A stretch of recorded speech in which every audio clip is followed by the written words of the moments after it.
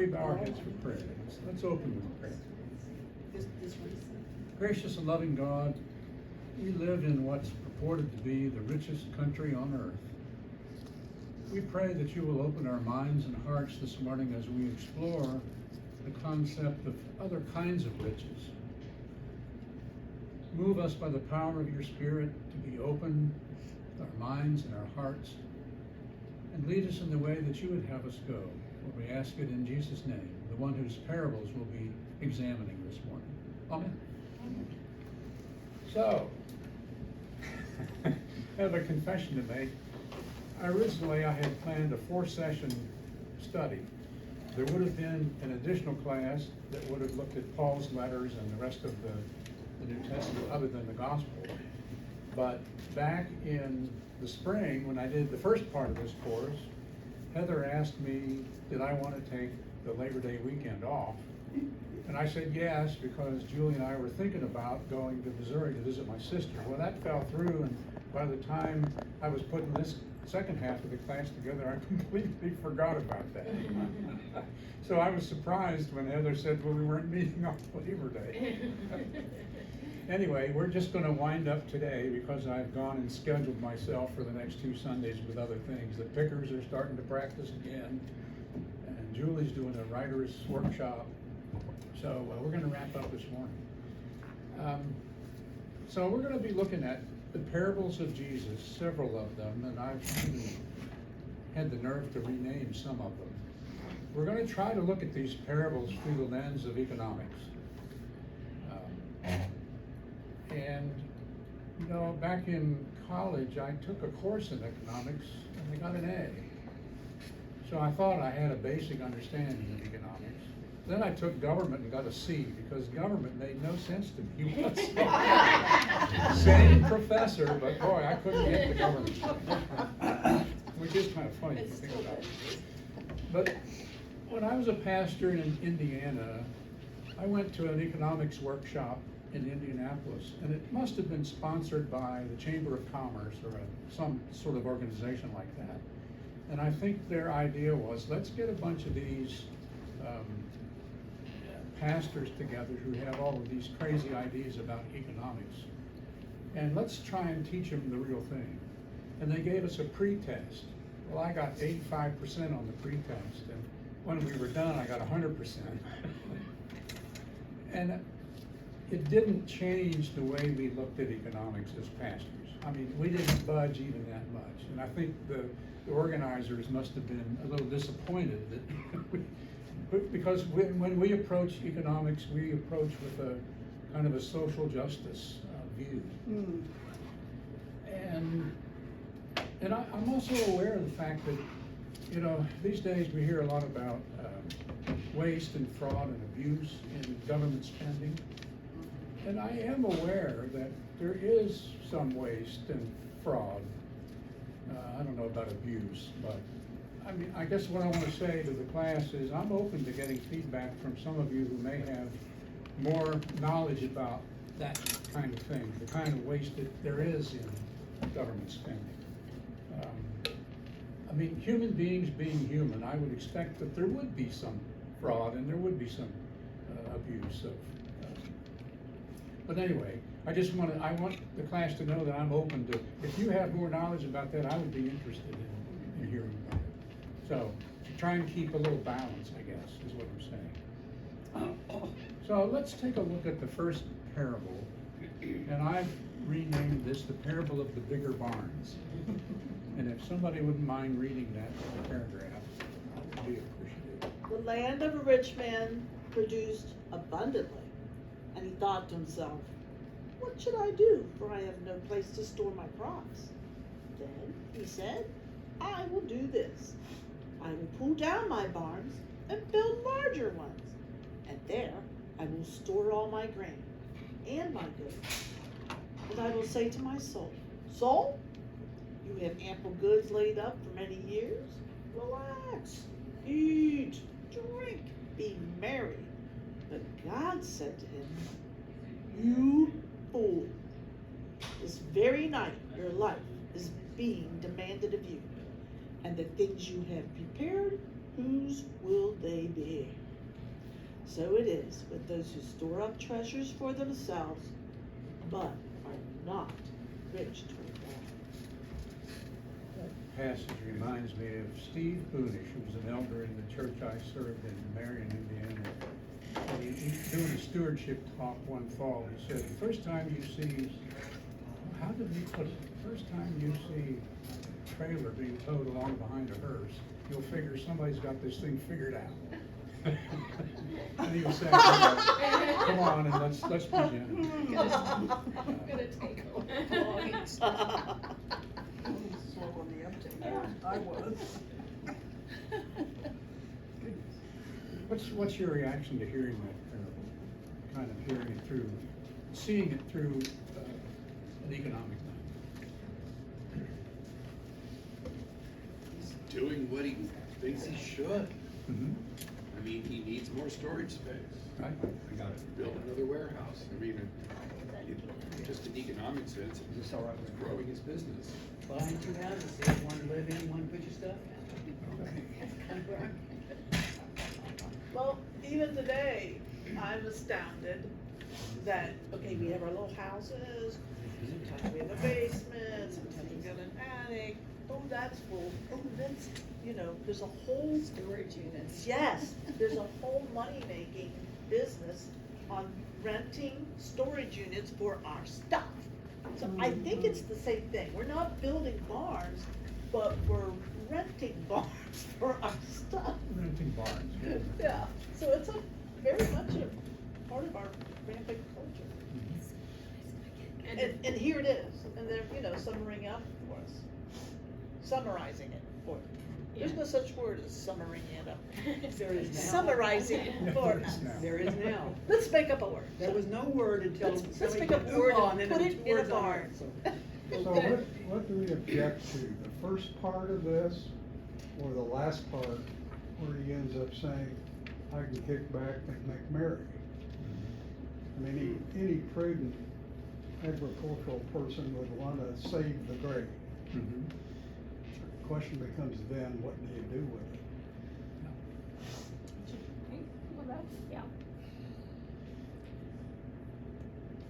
Well, and I think the question is, what are you saving? And I'm kind of tagging on to Julie's comment that I've worked with enough families when we've buried their loved ones who've gone through storage and thrown most of it away or given it away. It's not something that they have kept. I mean, so most of the time, maybe they found a couple things, but an awful lot of the time, the using storage space is not something that, that's passed on or that others want to keep. And so there's kind of a thing of, well, what exactly are you storing? And I think that's back to your question is, well, what are you doing with it, or what's the purpose? I mean, because there's a fundamental difference. I mean, he says his grain and his stuff, Yeah. his goods. I mean, I know I have too much stuff. I'm trying to get rid of a bunch of it. But if I'm a farmer and I'm growing corn, that's worth something. Yeah, and the equipment to do them. I mean, in a way, I think the modern storage space where I'm putting my stuff is fundamentally different than a silo where you're putting your grain. Yeah. Again, it goes down to, well, I know when I grew up on a farm in southeast Kansas, and my dad, if he had good years, would store a lot of the corn or the wheat for at least a while, and then if they had a bad year, he had enough to feed the cattle. A reserve, pigs, and, yeah. he had a reserve. But then on the other hand, said, then I can eat, drink, and be merry. I'm just gonna kick my feet up and binge watch whatever. You're not doing justice and sharing with others. Mhm. So I don't, yeah, it's interesting. If he filled the barns that he had, would that be enough for reserves in an agricultural sense? Would he have enough that he could afford then to think about other avenues? What could he have done with the grain? Giving it to the poor. Yeah. Question about verse 20. God said to him, "You fool, this very night your life is being granted of you." And the thought just struck me a few moments ago. When is it that God doesn't demand our life? Say that again, David. When is it that God does not demand our life? In other words, it's not just at the point of death. Yeah. Wow. When does God have a claim on our life? I die, okay. I'm just gonna eat, drink, and be married, and at the last moment. When does God not have a claim on our life? And if we recognize that claim, then what do we do with the things that we, do they belong to us or God? So just a thought. Yeah, that's interesting. I never would have got there. God does have a claim. If we're Christians, God does have a claim on all of it. And that might lead to more generosity if we recognize the claim. Might be interesting to see different scripture translations of how that verse is handled. And what was the purpose of Jesus telling this parable? Because he told parables for another reason. And so is it the economic reason here, or is it about priorities? Or something else? Good Or question. both. Yeah. People should give. People should give what they have. Give it away instead of. Maybe bullet number 3 is what this is about. Oops. Well, you know, What happened, Rick? Jesus uses stories to teach.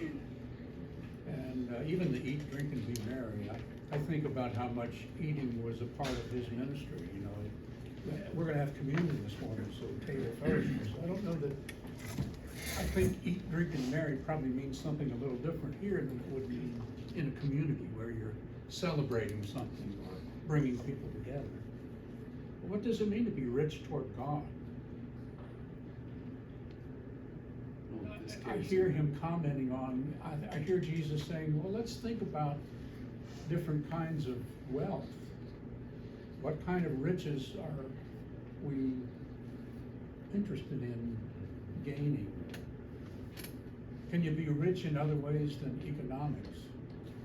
I think about West Virginia, one of the poorest states in the Union, and yet when you get to know Appalachian culture, there's a lot of riches. It's rich in music, it's rich in family values that are positive, not judgmental. It's rich in so many other ways. I used to say that the greatest natural resource of the state of West Virginia were the people that lived there. It's the greatest natural. And I think it's the same wherever you go. It's the same in Kansas. Right. I'm still learning about the culture of Kansas and the land and the people. I like it. Still And learning. if you're Are you learning- still learning about the eco-peak? And if you're learning about Lawrence, you're not necessarily learning about Kansas. Yes, yeah. That is that's so. Right. The oasis of whatever. All I just want to interject, I am more and more reading and thinking about Jesus and his setting. And the theme that keeps resonating with me in some of the readings that I've done recently through book group and whatever, that Jesus was really about the empire of God set against the empire in which they were living. Mm-hmm. The empire in which they were living was treasure was something different than the empire of God. And I just hear these stories and think about these instructions in that context. Always looking up for people to think, where am I in relation to what's around me? But just another thought. Well, and kind of part of that is the context. You asked about the context of where this comes. So at the end of 11, he's warning the disciples about the Pharisees and about their hypocrisy, right? And so then he says to them, don't fear those who kill the body, but fear those who kill the spirit, right? And God cares about, are not 5 sparrows sold for 2 pennies, and not one of them is forgotten by God, right? And then he says, anybody who acknowledges me, acknowledges God, but those who deny me will be denied. So, and then he goes right into this parable. And then after this parable, he talks about don't be anxious. Which is so it's kind of in an interesting setting.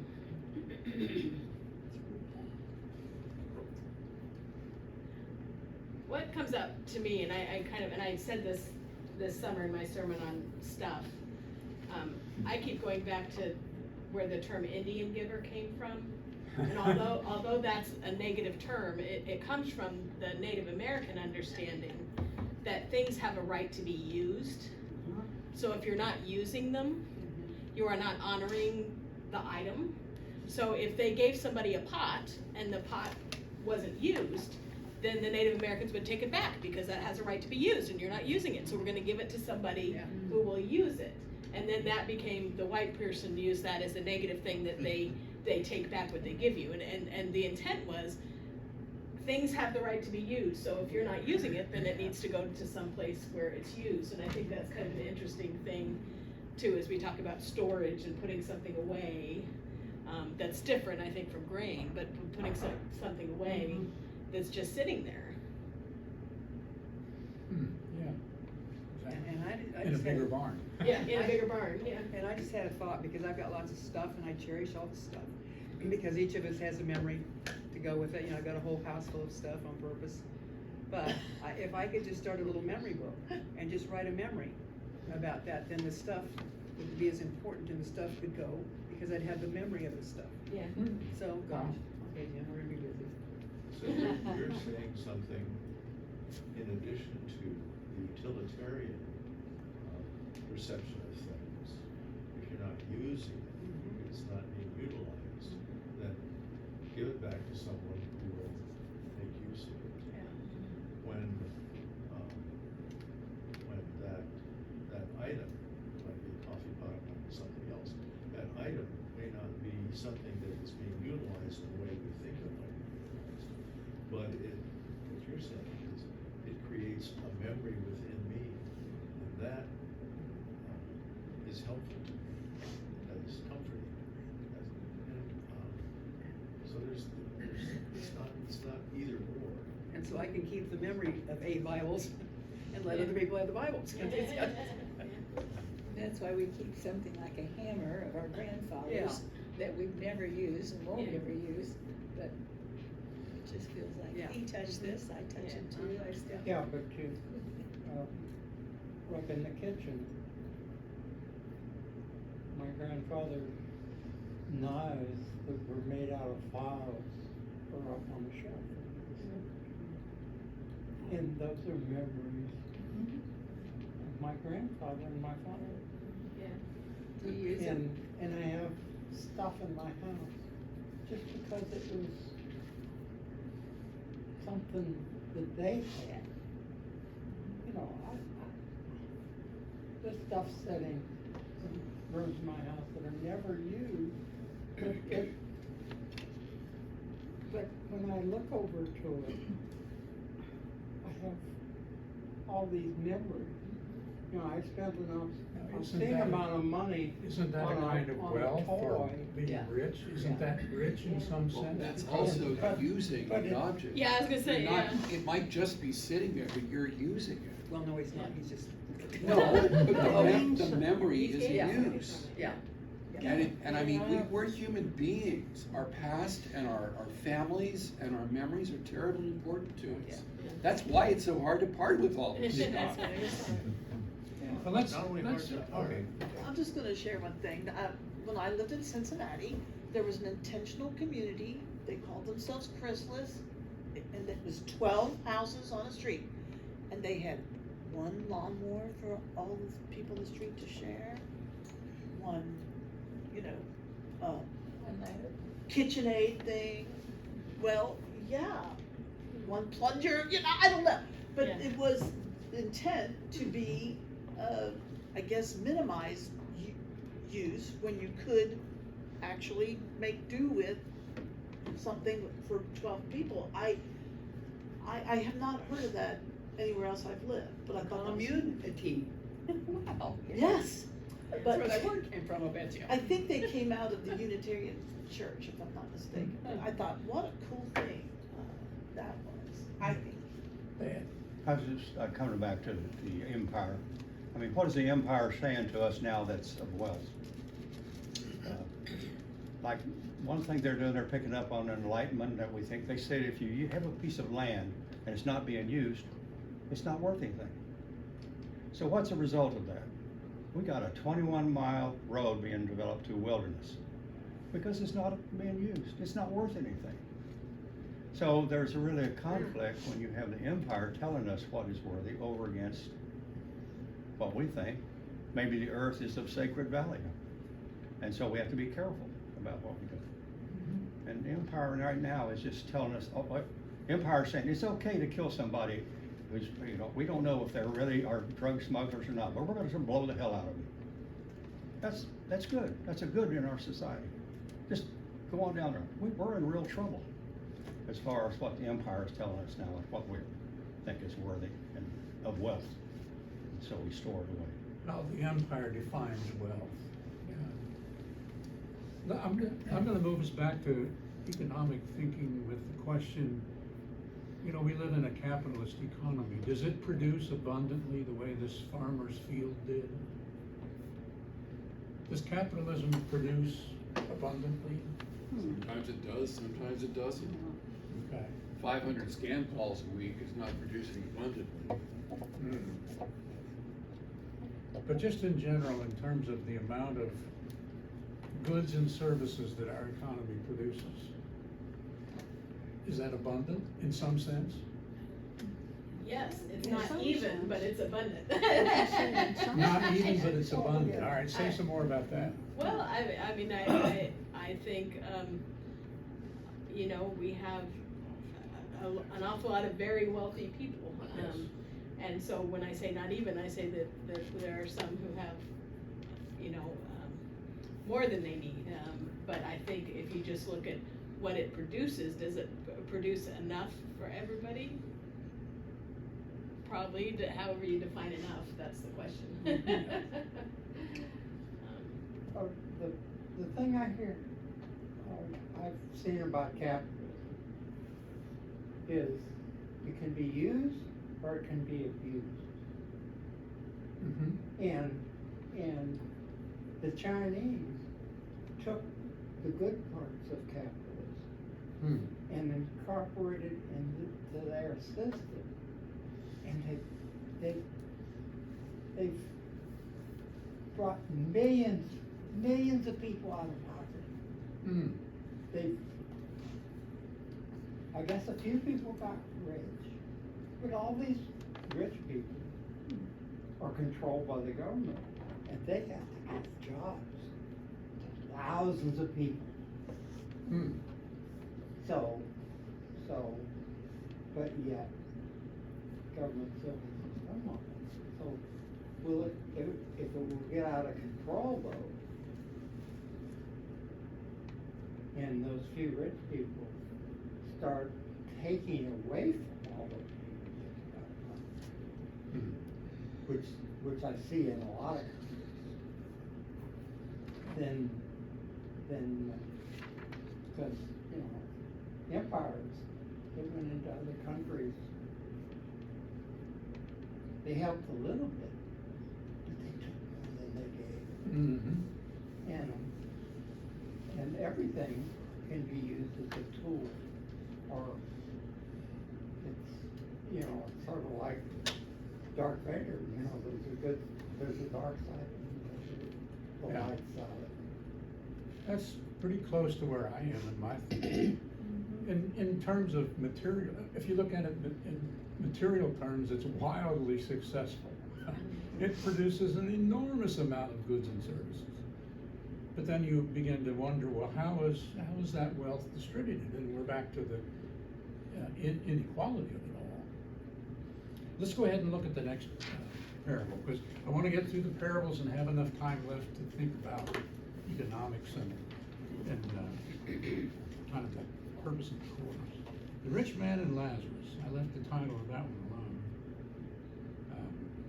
And I only use the opening paragraph here. There was a rich man who was dressed in purple and fine linen and who feasted sumptuously every day. And at his gate lay a poor man named Lazarus, covered with sores, who longed to satisfy his hunger with what fell from the rich man's table. Even the dogs would come and lick his sores. Yeah. There's healing quality in the dog's lick. Yeah. That is true. In more ways than one. With this, Emotional. and you know the basic story, it goes on for quite a while. But I think in this parable, Jesus is using Eastern hyperbole. He's painting the difference in as stark a way as he possibly can. And I think that's a way of teaching. It gets you to think about the extremes and then eventually come back to the middle somewhere. But I thought in thinking about this parable, let's start with the word welfare. What does the word welfare mean in our culture? What do you think of it? It's a negative thing or it's often portrayed for those who need help and assistance and get welfare. Right. And they're portrayed as those who are lazy and not working They're getting something and for getting nothing. something for nothing. Yeah. And taking advantage. Yes. Well, the other They're often important portrayed. meaning is the welfare of the people, the common welfare Yeah. of a community and a country and a nation. Yeah. Like having a working public healthcare system. Yeah. And But when did welfare become a negative term? I can remember growing up, my friend's mother was the head of the welfare department. And it was basically designed to try to assist people that were really struggling for one reason or another. But there wasn't anything negative about it. But then we come along and some politicians decide, we're not gonna fund this because these people are deadbeats. And then our concept of social service gets altered. the word welfare reminds me of the Hebrew word shalom. Because shalom is much more than peace. It is wholeness or completion or welfare, faring well in every area of life. Because the Hebrews were holistic. They didn't divide it up into, private or business or sexual or social or economic or all the little, we tend to divide life up into all these little pieces. But they were holistic. They thought of the whole person. And to have shalom, peace, was to be well in every area of life. The whole thing was well. So you weren't hungry. You weren't poor or starving. You weren't, you had wholeness or wellness. I think that's how I think of the word welfare. And you're right, it has really changed. It's used as a derogatory, it's a shame to be on welfare. Because in this land of opportunity, you didn't work hard enough, or you're too lazy, or, when really we have an economy that's structured against working people. And even that's an inaccurate term, because we're all working people. I mean, before, those of us who were retired, before we retired, we worked like crazy, didn't we? But we use the term working class for folks who are laborers or factory workers, or work with their hands, physical labor, delivery people, waiters, waitresses. You could go on and make a list. I just have the feeling that this economy is really rigged against them. Think about what we've done to labor unions. And I know labor unions can be corrupt. I'm sure there's stories. Well, sure they can, they're run by humans. Yes, right, human beings being human. But the right to work laws, that's anti-union.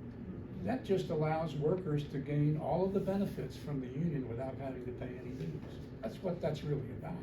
It's not. That destroys the union.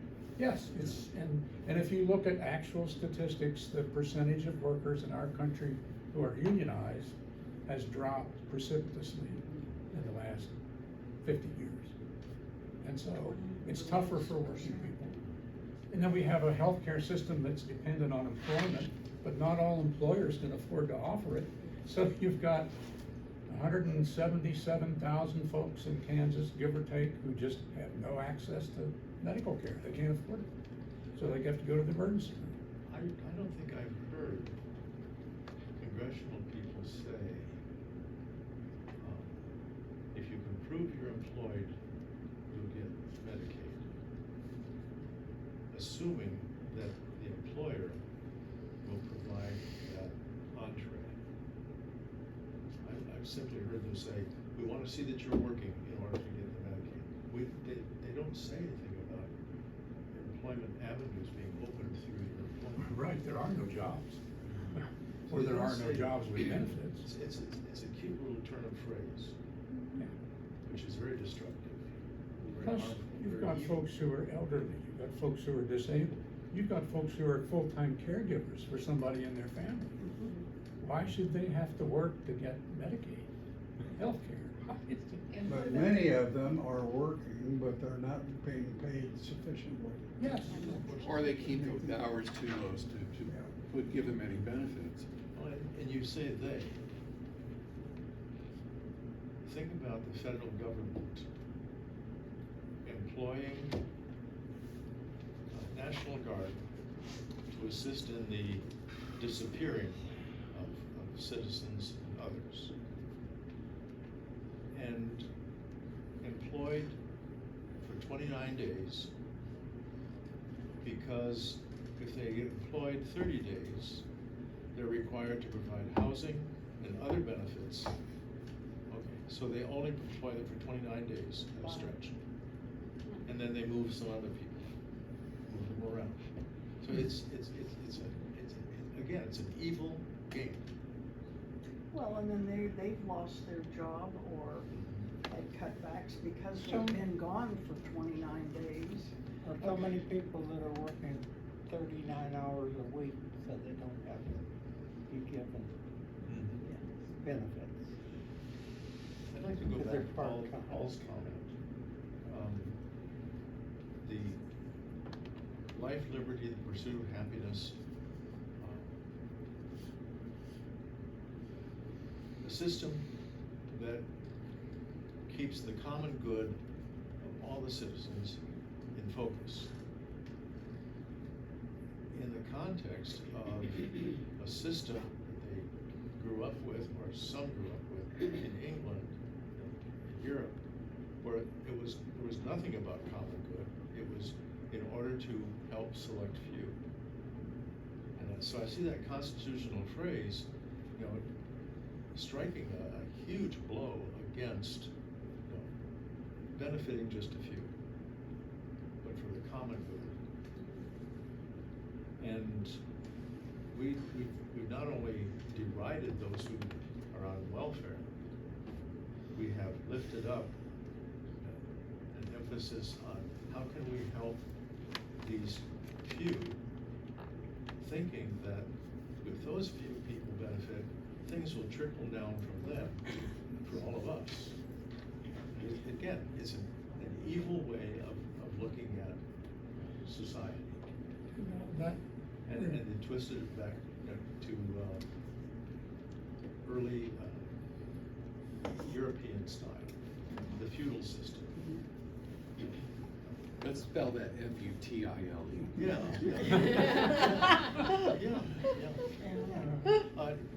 Feudal for a few. I mean, feudal for many, but for some select few, it's not feudal at all.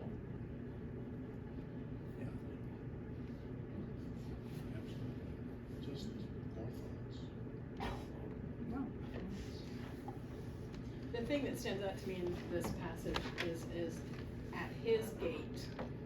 And to me, that's the passage saying, Lazarus cannot say, I didn't know. Yeah. Right, at the end of events. He can't say, I didn't know. It's like, this guy was at Lazarus's gate every day. And so it's a statement to me about, noticing or watching, or what do you see, or how often do we try not to look at, at those that we don't want to. People in the grocery store, street corners. Yeah, It's a form of blindness. yeah.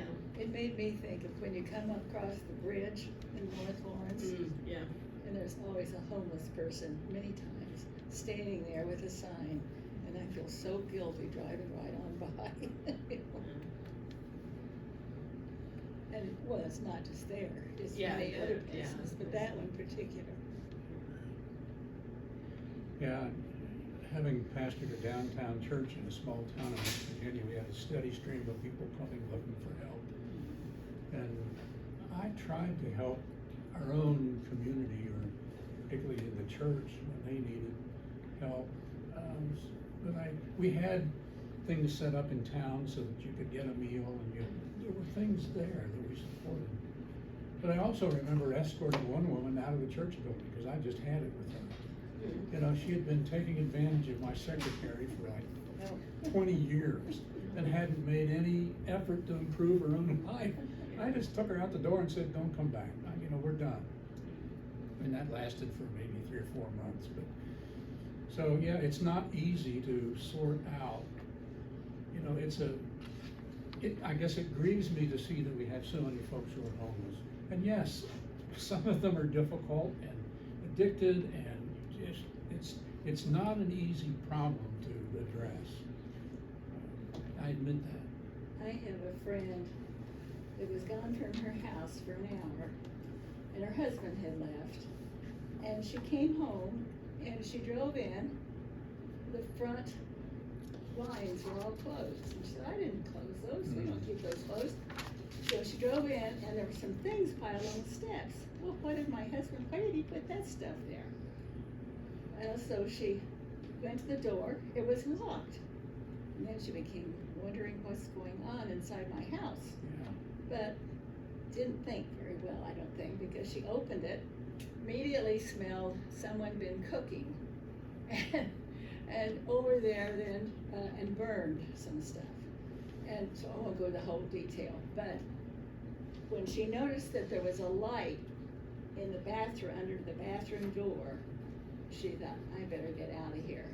She went out and called the police, and a woman, they think she had stayed all night in Broken Arrow Park and then watched to see as people left, and she thought that from what they could tell, what she'd been doing, she had the whole day there because she had made a bed for herself.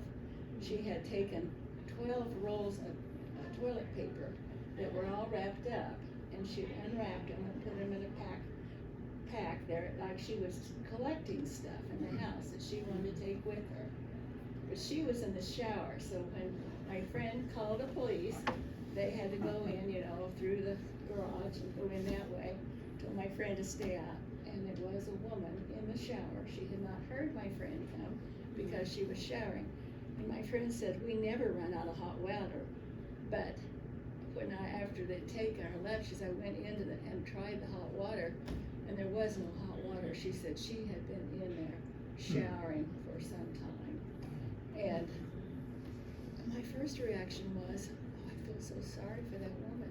She's trying to find some place where she can eat and she can sleep and she can, But of course, and then she had been collecting mail out of the mailboxes. They get their mail early in the morning. And she collected all this federal mail, so that was a federal offense. And it was in a package there. And there were just lots of more detail I could go into. But it was just, That they took her to reminds me, jail. for some reason, that reminds me of Jim Wallace, who's founded the Sojourners Community in Washington, D.C., because he tells a story about the church being a life-saving station. People out in the river drowning, and they rush out with the boat, and they save them, and they bring them back and get them, take care of them. And they keep doing this for years, and finally one of them says, "Why don't we go upriver and see who's throwing them in? Why aren't we, as a society, capable of looking at, why do we have so many homeless? It's complicated. There are a lot of reasons, but they could be addressed if we had the will to do it." Well, this woman had stolen a car in Leavenworth and evidently driven to Lawrence, but she'd evidently probably run out of gasoline because she'd abandoned the car. And the police had been looking for that car. They still hadn't found it in my friend's house. But of course, and my daughter, she just scolded me and scolded me and scolded me. I said, I didn't do those things. No, but you would, you might. You don't go into a house where you think somebody has been in there. You don't do this, you don't do that. I said, I won't. You don't leave your doors, oh, see, this couple left their front door open all the time, unlocked. She said, you're careless, and you could be you. Yeah. What's she So- afraid of? Anyway. What's your daughter afraid of? She's afraid something will happen to me. She wouldn't let me drive to Des Moines. She arranged somebody to take me, you know, and, I mean, she's just, I think it's because loss of her dad, she doesn't want to lose her mother. Yeah. Well, I think she's afraid that the person in the house might be dual diagnosis. They may be mentally ill, they may be chemically dependent, and you don't And know they could, who you're gonna walk you know, in you on. could, and they could have a knife. Right. And they could. That's whatever. what your daughter's afraid of. Yeah, that's what I'm afraid of. But isn't that also a fear that keeps people with those kind of difficulties pushed out? Because we're fearful, we don't want them in the city, we don't want them in our apartments because we're afraid. We have to accept the fact that a lot of this has just been systematic. Yeah. We go back to the 80s, we don't need these insane asylums anymore. All those people have to do is take their medicine. It's just mainstream. They're mentally ill, they won't take their medicine. I mean, you know, Or they can't afford it. we made that change. Here we are 40 years later. Yeah. Yes. Paying for it majorly big time. It's costing our economy tens of billions of dollars a year, and nobody's talking about fixing it. We just live with it. Where is the concern? Where is the coverage in mainstream media? If they're really supposed to be reporting on what's actually happening. It's not, you'll never see that in the news. Well, I mean, you know, we've been in several big cities in the last Well, several months, managers. and you can't walk 20 feet without seeing somebody who's down and out. Yeah. New York That's City so. must have tens of thousands of homeless people in it. That's, When Reagan was president, that they closed miniatures and all the good Well, places. this is what And they- happened in the 80s in the Reagan administration. And they were, yeah. the idea was, and I remember this because I was very active in League of Women Voters, we were going to have each community have their own place for these people. Well, you know. Well, I mean, it was the same time they were saying, oh, these horrible welfare people, and then they Yeah. started dumping on the mentally ill. I mean, Yeah. and as a society, we've just ingested it. Yeah. Let's move on to the next parable. Now we're in Matthew. Somebody be willing to read that one. We're going down a rabbit hole here, but go ahead. Oh. When evening came, the owner of the vineyard said to his manager, call the laborers and give them their pay, beginning with the last and then going to the first. When those hired about 5 o'clock came, each of them received a denarius. Now when the first came, they thought they would receive more, but each of them also received a denarius. And when they received it, they grumbled against the landowner, saying, those last worked only an hour. You have made them equal to us who have borne the burden of the day and the scorching heat. But he replied to them, friend, I'm doing you no wrong. Did you not agree with me for a denarius? Take what belongs to you and go. I choose to give the last the same as I give to you. Am I not allowed to do what I choose with what belongs to me? Or are you envious that I am generous? So the last will be first, and the first will be last.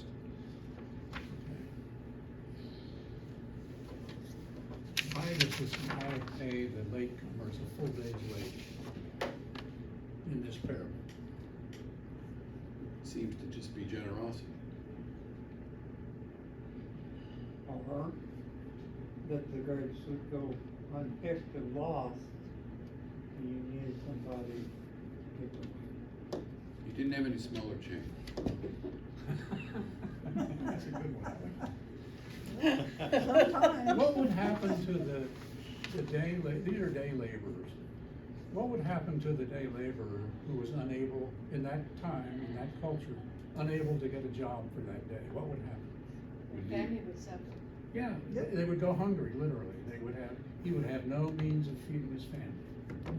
And so I think it's just supplying a basic human need out of generosity, even though economically speaking, it seems unfair. And it's interesting that if people in the United States have a lot of trouble with this parable, but people in poorer countries, Latin America, for example, they love this parable. it says something different to them than it does to us. Would this work in an economy? Could. Yeah, that's what I'm thinking, it could. Wouldn't it? Wouldn't everyone just show up at 5 o'clock sooner or later? It's not the nature of humans to be inactive. Yeah, Isn't that the argument against socialism? That if socialism operates, then everybody becomes lazy and won't work, but they'll still collect. yeah. Yeah, well, that's one of the gripes, is everybody on welfare. And that happened realistically in the United Methodist Church in New Jersey, where I was for 40-some years. There was a push to equalize all the pastors' salaries. Every pastor, no matter which church they were serving, would get the same salary.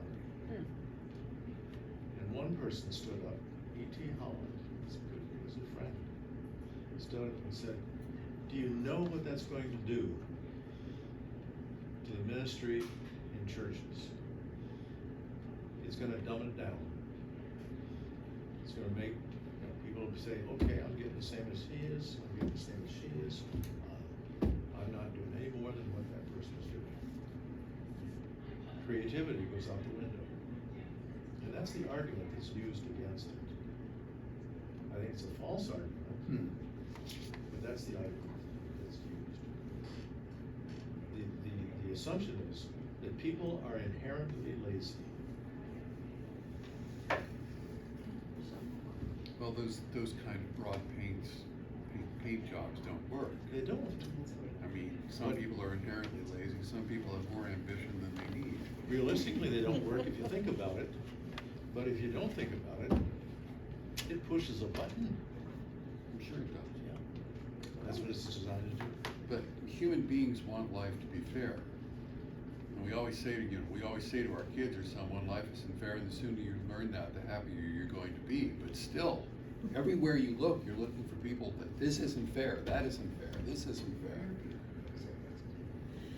We had- Go ahead, no, go ahead. We had a It's community, sort of we have a related. community in Baskin Ridge, New Jersey, that developed a huge, large land piece. Toll Brothers did it, and built these wonderful houses. People bought them, and there was woods all around the property. And the people who were there were very happy. And all of a sudden, they started cutting into the woods to develop some of the property. And people got angry. Why are you doing this? Well, first of all, they didn't read the master plan for that area. That's first. The second is, what is this attitude? I got mine, you can't get yours. And that's what was driving some of that. Yeah. Well, why I've got can't some you build beautiful somewhere setting else? here now, you're gonna mess with that. Right. But you have every right to do that. But it infringes upon my happiness. Well, we didn't like it when they, the group that tried to build across from the church. And, so I know Stan was over there, were a number of them that, about with the trees, we wanted to save the trees. And so, what did they do? Cut the trees down. And so that it could be built on, and then sold it to this other group that is now wanting to build. So I would say to you, why couldn't they find a different place to build? People like to be near trees. Why didn't the people take responsibility to read what was in front of them from the city, the town, about a master plan? They knew, they could have known what was happening. Why haven't people read Project 2025? And had an ample opportunity to do that. And we're seeing it's lived out, played out right now. On a somewhat more Some people are positive- lazy. I know. Go ahead, Heather. I was gonna say- But I'm sorry. No, that's fine, I'm just gonna introduce maybe something a little positive. The last 14 years of my career, I supervised about 30 speech language pathologists and about 6 assistants. And their pay grade was dependent on the number of years they worked, not their capacity and their productivity and their ethics, but more along those lines. And really, without exception, I would say between 80 and 85% of those speech language pathologists worked their fannies off. Even though everybody knew that, you know, now I had about 5 or 6 that took the did the least amount that they possibly could, and so on and so forth. And the same way with the assistants, and they were all really underpaid. But we had almost all of them that just worked so hard. So, I don't know, that gives me a little hope to say that, you know, there are people who don't look so much at that. That's the school system. I mean, What? that's what teachers are paid that way. Yeah. Well, no, but my point is that there's Yeah, not very many right. teachers, speech pathologists, or They that, do their job. that don't do their job, whether they're, and they know that they're making the same amount if they have the same number of years' experience, that this, 2 people come to mind, of course, immediately, that they're doing as little as possible, including not even seeing their clients if they can get away with it. You know, and yet they know that that's true and that that's just the system. But what I found when I hear this, I think, and yes, that is the school system, but on the other hand, all 30 of them could have said, you know what, I don't get paid enough. I'm gonna just I'm gonna do as little as possible. But most of them had a drive.